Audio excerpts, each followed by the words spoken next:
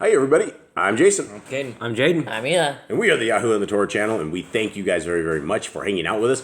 We are going over the laws, statutes, and commandments of Messiah Yahushua, and we are into John right now. We are into a very long chapter in John. Today is month 11 on our Creator's calendar. It is the second day of his month. It is the 24th day on the Gregorian Babylonian calendar, and it is a third day. This week is going fast, boys. Fast or slow? I think it's pretty fast. I think so. Woke up this morning. We have ants infiltrating us and taking over our house, but we live in the middle of a jungle, so that is to be expected, I suppose. Okay, for those who do not know or anything about this, I do want to talk a little bit about this little family here that is under assault right now, and we have two families right now that are homeless, that do not have a home, and they just did the work of our Creator for the last 3 months, and they are a precious family, they are a very courageous family, and they are a homeless family. There's a total of 8 of them, and they do not have a house to go to. They've just been kicked out of the house. They were shipping Bibles for a fraudulent company called the Yah Scriptures, and they just got kicked to the curb, and basically no money, no anything. And so we are trying everything possible, trying to get them a bus, a little tiny schooly bus that they can put their family in. One of the families has a special needs child, and the baby needs goat's milk to stay alive. And so if you guys can help, we would really, really, really appreciate it. Like yesterday, I will leave the GoFundMe link in the bottom. Even if you could toss in $1 or $2 or $3 or whatever you can do, it would help. And if you can't do anything, if you guys can pray, please pray that the Father fixes this situation for them, and that he will take a very dire situation, and that he will bring these families back to where they need to be with a house and a roof over their heads. All right, gentlemen, let us get into this. It is a long chapter, so we will continue on. First, a handy-dandy split screen. Where are they? That was fast, and it's not because my tablet's getting any better. It's because I was a little prepared. Okay. January 6th, or not January 6th, Yochanan 6th. Why did I even say January 6th? I saw January 23 right here. It says it on our site. That was when it was actually posted. That was yesterday. Okay, here we go. And this Yahushua went away to the other side of the Sea of Galilee, that is Lake Kinnereth. And a large crowd was following him, because they saw his signs, which he did on those who were sick. And Yahushua went up on a mountain, and he sat down with his Talmudian. And the Pesach was near, the festival of the Yahudim. Then Yahushua, lifting up his eyes, seeing a large crowd coming toward him, said to Philippus, "Where shall we buy bread for them to eat?" And this he said, trying him, for he himself knew what he would do. Philippus answered him, 200 pieces of silver worth of bread is not sufficient for them, for every one of them to receive a little. So 200 pieces of silver, that's a lot, Yeah, right? back in the day, yeah. Because Judas sold it. $40?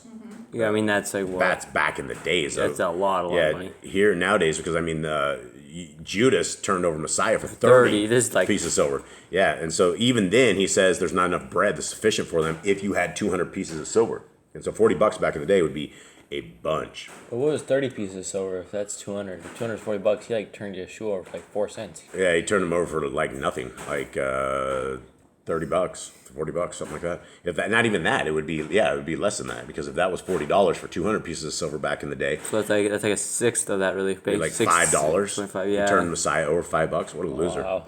Okay, one of his Talmudian, Andrai, the brother of Shimon Kepha, said to him, "Here is a boy who has 5 barley loaves and 2 fish. But what are these for so many?" And Yahushua said, "Make the people sit down." Now there was much grass in the place, and the men, numbering about 5,000, sat down. Do you think the men sat down, or do you think the women sat down, or the kids? I think everyone sat down. Yeah. And he told them to sit down. I'm sure they all sat down. They're all hungry. And he's like, they're about to feed us, so... And it says, numbering about, and the men, numbering about 5,000, sat down. Didn't number the children or the women. Right, so are we to, I know the numbers on this before. It said, was it 7,000, 5,000, 7,000? You guys remember? There's 2 times he does this. Right, and how many was it every time? I think one time was 3,000 or 4,000 men, and then this one has 5,000. So if there is just the men count, and the men brought their women, then we would still be talking, close to 10,000 people, possibly. That's And then children. And the children, right. 11. And Yahushua took the loaves, and having given thanks, he distributed them to the Talmidian, and the Talmidian to those sitting down, and the same with the fish, as much as they wanted. And when they were filled, he said to his Talmidian, gather the broken pieces that are left over, so that none gets wasted. So they gathered them and filled 12 baskets with broken pieces of the 5 barley loaves, which were left over by those who had eaten. Do you guys think that 12 baskets is a just that number that came up there, or do you think there's any significance to this? Yeah, I'm sure, because there's 12 tribes of Israel, the 12 Talmidim, one basket for each one of them to carry. Yeah. Okay. 14. Then the men, having seen the sign that Yahushua did, said, this is truly the Nabi who is coming to the world. Then Yahushua, knowing that they were about to come and seize him, that they might make him sovereign, withdrew again to the mountain alone by himself. Okay, so thoughts on that? Yeshua does not want to be king right now. He does not want the fame. He does not want the popularity. So he disappeared. And it's a lot like, we read a lot of stories in scriptures, right? They see somebody they want to make king, so they just go and make him king, right? They're like, hey, grab this, and they go make him a throne, they make him a palace, and will this guy reign over us, right? And they were about to seize Messiah Yahushua and put him up on that pedestal. 16. And when evening came, his Talmidim went down to the sea, and entering into the boat, they were going over the sea toward Kephar-Nachem. And it had already become dark, and Yahushua had not yet come to them. And the sea was rising because of that a great wind was blowing. When they had rowed about 25 or 30 stadios, they saw Yahushua walking on the sea and coming near the boat, and they were afraid. Okay, how far is 25 or 30 stadios? This is 3 or 4 miles. 3 or 4 miles. How in the world were they able to see Messiah Yahushua 3 or 4 miles away in the middle of the darkness? Let's see that. No, that's how far they had rowed. Oh. They saw him walking. Oh, okay. I was going to say, man, these guys have eyesight of children. They can see everything. Stadion. Yes, Stadios. Do we have that? I don't have Stadios. I have Stadion, which What is is like that? Yeah, that's 600 feet. How many? 600 feet. 600 feet. So one stadion is 600 feet? Mm-hmm. Okay, so they rode a long ways. 25 times 600. So they were probably a little tuckered out, right? A little half a mile, basically. That's a lot. That's probably a large ship to be doing this in the middle of the storm. 12 of them, or maybe more. That's 15,000 feet. 15,000 feet, 5,280 feet is a mile. So we're talking they were rowing for 3 miles, and they were probably really tuckered out. Okay, 21. They determined, therefore, to take him into the boat. And at once the boat was at the land where they were going. Okay, so is this one of these things you like close your eyes and you open your eyes and the boat's there or something? Right? So they took him into the boat, and then it says, and at once the boat was at the land where they were going. You guys catch that? Yeah. Thoughts? Just appeared there? They just Maybe they were already on the other side. Maybe they were already close to the other side. Why? Well, it said at once the boat was at the land. It's like almost once they got him into the boat, it's like almost they were like back at the shore or something was, I don't know. I think something supernatural happened here. So mine says, it says, and immediately they reached the shore toward which they had been slowly making their way. So yeah, immediately. And if they were, guys, if they were talking, what is it, 15,000 feet? Yeah. So we're talking 3 miles out. Yeah, that was a supernatural event that this boat just ended up 3 miles back, right? So let's I continue. think they went to the other side. I think they made all the way to the other side. You think? Yeah, Yeah. that's where they were going. Okay. Well, maybe there's nothing supernatural, but I think it was kind of something supernatural happened. We'll have to ask Messiah one day. Okay. On the next day, the crowd that was standing on the other side of the sea saw that there was no boat there except that one into which his Talmidian had entered, and that Yahushua had not entered the boat with his Talmidian, but his Talmidian went away alone. So people were watching for him, right? Yeah. But other boats came from Kinnereth, near the place where they ate bread after the Adon had given thanks. Therefore the crowd saw that Yahushua was not there, nor his Talmidian. They themselves also entered into the boats and came to Kephar-Nachem, seeking Yahushua.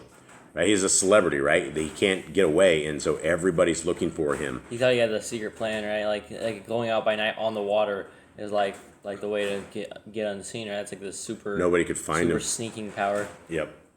And having found him on the other side of the sea, they asked him, Rabbi, when did you come here? Yahushua answered them and said, Truly, truly, I say to you, you seek me, not because you saw signs, but because you ate of the loaves and were satisfied. That's kind of hardcore, right? You want me because I fed you, not because you saw the miracles, right? And so that's interesting that Messiah would say this. 27.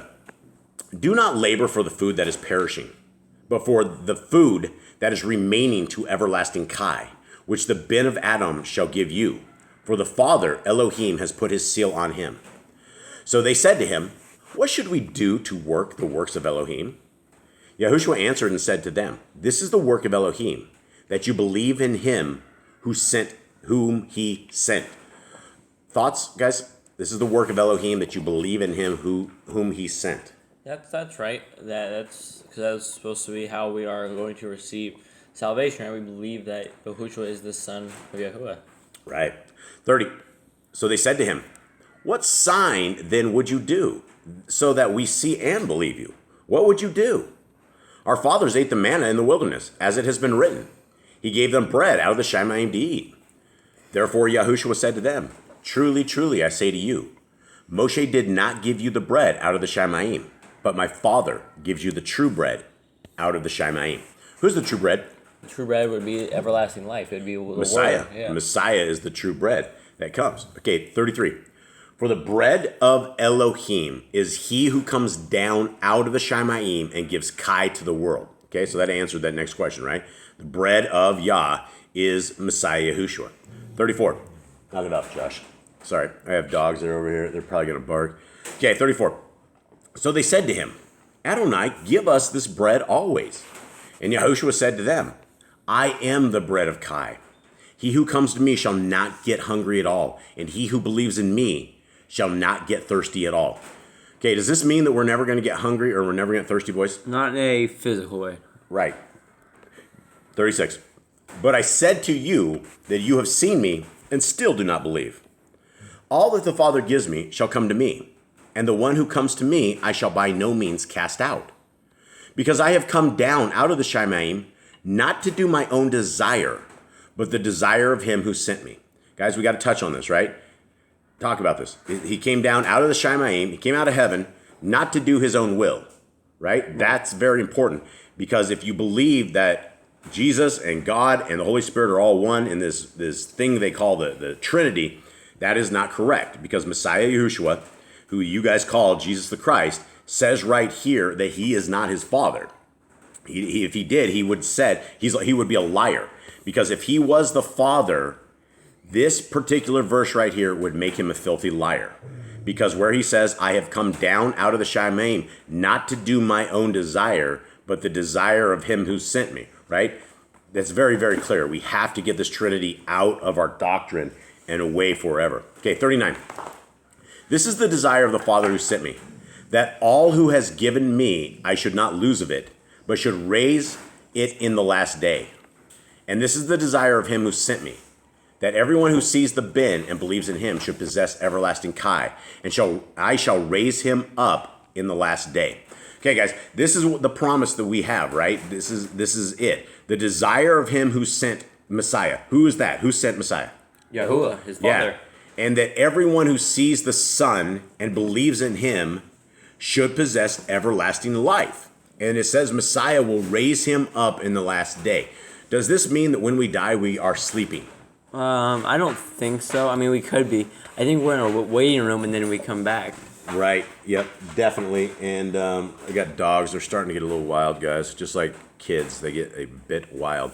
So there are lots of places in the Bible that says we will be sleeping at the end, right? Right. But there's also, if you look into Ezra, it's very clear we are cognitive and awake, especially if you're evil. It doesn't look like you sleep.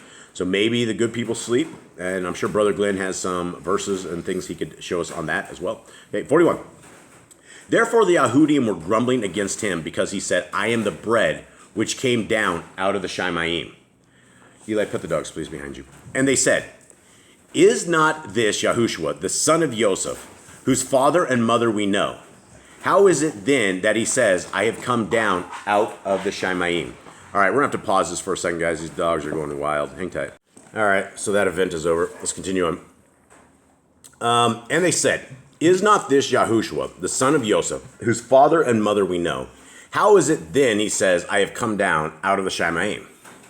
Then Yahushua answered and said to them, do not grumble one with another. Do not grumble with one another. No one is able to come to me unless the Father who sent me draws him, and I shall raise him up in the last day. Guys, what do you make of this?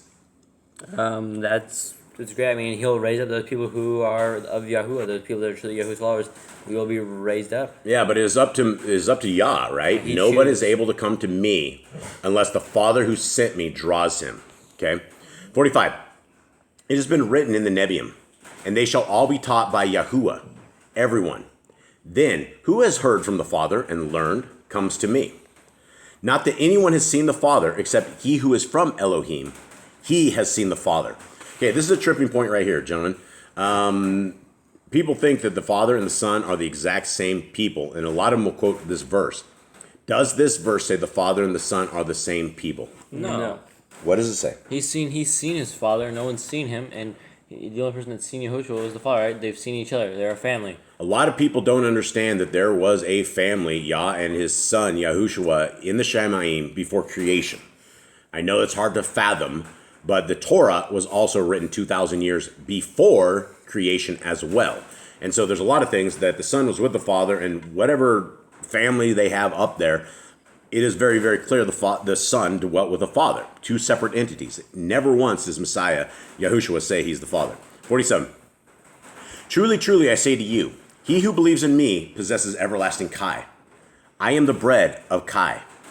Your fathers ate the manna in the wilderness, and they died. This is the bread which comes down out of the Shamayim, so that anyone might eat of it and not die. I am the living bread, which came down out of the Shamayim. If anyone eats of this bread, he shall live forever. And indeed, the bread that I shall give is my flesh, which I shall give for the Kai of the world. Okay, this a lot of people will say that where he says the bread that I give is my flesh, right? A lot of people will go, well, our Creator would never ever have that happen. That's not ever going to be what he would say. Guys, thoughts on this? He's not talking about like physically eating his flesh. Yeah. He's talking about taking part in his crucifixion. This is like a spiritual thing, not a physical thing, right? He's not going to say, here, have a finger. Why wouldn't we eat someone's flesh exactly? It's unclean. We were told not to do it by Yah. There's blood in it. There's just a lot of wrong things with eating. There's a whole, it breaks all of the Torah, and which is why we have to know this is a more of a metaphor, an understanding that it is, the Son is our bread. It is by his sacrifice that we are able to have life. Okay, it's 52. The Ahudim, therefore, were striving with one another, saying, how is this one able to give us flesh to eat? And again, guys, did he give them flesh to eat? No. But they were very confused, right? Yeah, they thought he was like, Yahudim did not understand anything. They were blinded. They were like Pharaoh in Egypt. They were just completely blinded. They had no idea what was going on. Yeah. And so he's not saying to eat his flesh. 53. Yahushua therefore said to them, truly, truly, I say to you, unless you eat the flesh of the Ben of Adam and drink his blood, you possess no Kai in yourselves. He who eats my flesh and drinks my blood possesses everlasting Kai, and I shall raise him up in the last day. For my flesh is truly food, and my blood is truly drink. He who eats my flesh and drinks my blood stays in me, and I in him. Okay, this is I don't know how many people we've discussed this with, and people believe that he's talking about his flesh and blood. Are we talking about his human flesh and blood, or what is the metaphor? What is he saying, gentlemen? he's talking about taking part in life, taking part in salvation. He's not talking about physically eating. He's eating the spiritual food that he gives. Because he talks about the food, the bread that he uses to fill up, and that he is not hungry because he has the spiritual bread. And that is what he's talking about. Does his flesh become sacrificed? Yes. Yes. And is it, when he says, my flesh is truly food and my blood is truly drink, what does he mean by this? Why is he not saying to eat me, right? He's not saying eat my flesh and drink my blood. What does this mean? He's saying once you take part, right, in this sacrifice, you become a part of Elohim. You don't hunger and you don't thirst spiritually anymore when you accept Yahushua. Right. Okay, let's continue on. 57. As the living Father sent me. Okay, again, two separate entities, right? Living Father sent me. There's no other way to be here, but people still believe the Father and the Son are the same people. It's not the same people. And I live because of the Father, so he who feeds on me shall live because of me. Anyone want to take a stab at that? If you take part in Yahushua's sacrifice, you take part in his body, you become one with the body of Yahushua, then you are going to live forever. You are going to see the reign of the Shemaim. Yep. And if you are accepting the sacrifice and accepting Messiah Yahushua as our King, it is the Father who will give us this eternal life. But it's about the Torah, and it's also about the faith of Messiah Yahushua. All about it. 58. This is the bread which came down out of the Shemaim, not as your fathers ate the manna and died. He who eats this bread shall live forever. He said this in the congregation, teaching in Kephar Nahum. Therefore, many of his Talmudim, having heard, said, this word is hard. Who is able to hear it? Right? And this would be very, very hard, right? You've never heard this before about eating flesh, eating this. We have no commandments ever, and we have Levitical 11 dietary guides. We would not eat unclean foods. And so his Talmudim are very confused as well. 61. But Yahushua, knowing within himself that his Talmudim were grumbling about this, said to them, does this make you stumble? What if you see the bin of Adam going up where he was before? It is the Ruach that gives Kai. The flesh does not profit at all. The words that I speak to you are Ruach and Kai. But there are some of you who do not believe. For Yahushua knew from the beginning who they were who did not believe and who would deliver him up. And he said, because of this, I have said to you that no one is able to come to me unless it has been given to him by my Father. From then on, many of his Talmudim withdrew and were not walking with him anymore. Okay, so that statement on 65, they all left, right? A whole bunch of people left. This was the breaking point, the straw that broke the camel's back. And what he said, because of this, as I've said to you, that no one is able to come to me unless it has been given to him by my Father, right? What does he mean by this? He's saying that he only gets it through the Father, right? And this is because they're two separate people that he only gets from the Father this thing. Yeah, and it's going to take the Father's approval for all of us to get where we need to go. And if the Father doesn't give us the nod of approval, he's not going to allow us into the kingdom to where we have Messiah Yahushua as our king. Okay, 67. Yahushua therefore said to the 12, do you also want to go away? Excuse me. Sorry. Then Shimon Kepha answered him, Adonai, to whom shall we go? You possess words of everlasting Kai. And we have believed, and we know that you are Hamashiach, the Ben of the living Elohim. Yahushua answered them, have I not chosen you, the 12, and one of you is a devil? He was now speaking of Yehuda from Kerioth, of Shimon, for he, one of the 12, was about to deliver him up. All right, gentlemen, let's do a quick breakdown of this chapter. What is this chapter about? So it starts with Yahushua feeding people, and it starts with him breaking the bread. You know, a lot of people have heard the story of him breaking the 2 loaves and the fish, right? And then he goes on to talk about bread and everlasting life, and how they shouldn't eat they shouldn't eat earthly bread, but eat bread that is spiritual, eat the bread of eternal life. And then a lot of his disciples leave, the Yahudim fight him, and they're all confused, and then he only ends up with like 12 of them at the end. Where does salvation begin at? At the sacrifice, at the stake. At Messiah Yahushua, right? And what is his message? He keeps saying that what he's doing is not him. He keeps saying that it is his Father. He keeps saying the will of... He does everything his Father commands him to do. Right, and that is to do what? That is to follow the Torah, to become a sacrifice, to teach and heal. Yeah, to do that. And that is what we are all called to do, my friends, is we are all called to keep the Torah. We are all called to live as our Creator has said for us to live. That means keeping our hearts, minds, and souls squeaky clean, keeping our hands squeaky clean, not getting involved in evil. We need to be a righteous people, a peculiar people, a people that is set apart, and we do not look like the world if you are on the kingdom road. If you smell like the world, taste like the world, you are not on that kingdom road. And so this is where we are trying to get people to dedicate their lives to our Creator and to His Son, and to take the blessings that have been offered to us by simply keeping the laws, statutes, and commands. So guys, we are going to call it on this one today. We love you all. We hope you guys have a wonderful day, and we will see you again very soon. All right. All right, Shalom. shalom.